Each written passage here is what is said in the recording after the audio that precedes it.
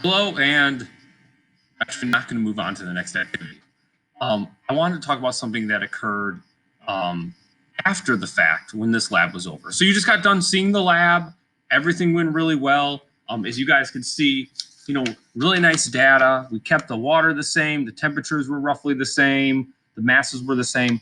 And we concluded that probably used the same metal twice, right? But we didn't know what that metal was.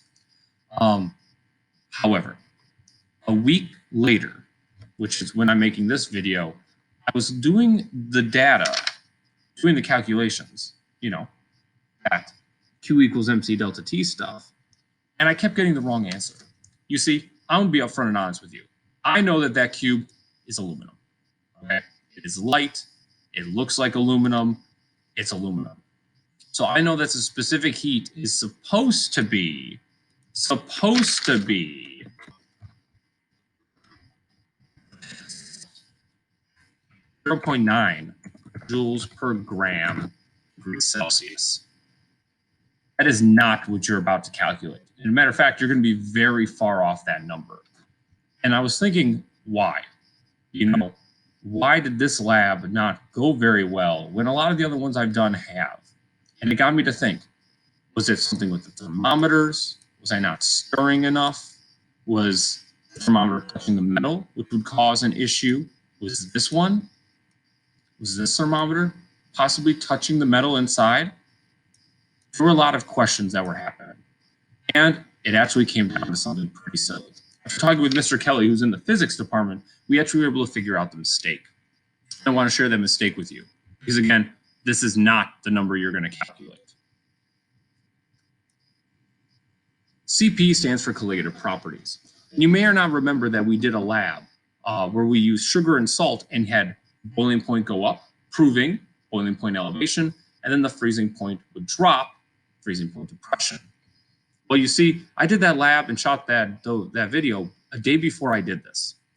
And this beaker was one of the beakers that I used with salt and specifically with boiling.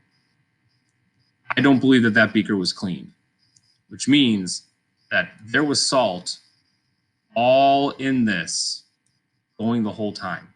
And frankly, I should have realized this, okay? Because the temp was 107 degrees Celsius, or 106. And I have that on camera, which you guys have seen in a few videos prior. This is reminiscent of a little bit of salt kind of in between. Water normally boils in my room around 97 to 98 degrees, and I didn't catch it.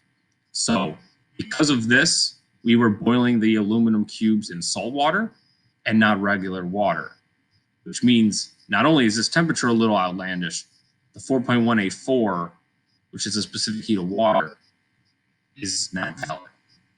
So this lab has some issues. When you're calculating that, think about that. I made a mistake. I didn't clean a beaker, and it's leading to some crazy results. I will tell you, the results that you get for both these cubes are very similar, which is a positive thing. The temperature increases were similar, both at the same delta T's. That's a great thing. Mass of the water was held roughly the same in each one within a 1 gram degree difference, which is great. So it just really gives us an opportunity to talk about a mistake that we made and how we can fix it moving forward. Cleaning the beaker. And that's something I honestly didn't do.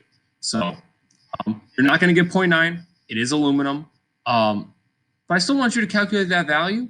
And it'll be a question underneath talking about, how could I have solved this mistake maybe in the first place? So just wanted to chime in. The questions underneath the lab are there. Sorry to interrupt. But again, I do want to explain that you're not going to get the actual number for aluminum in this lab. But still, I want you to calculate what we have using the data that we found.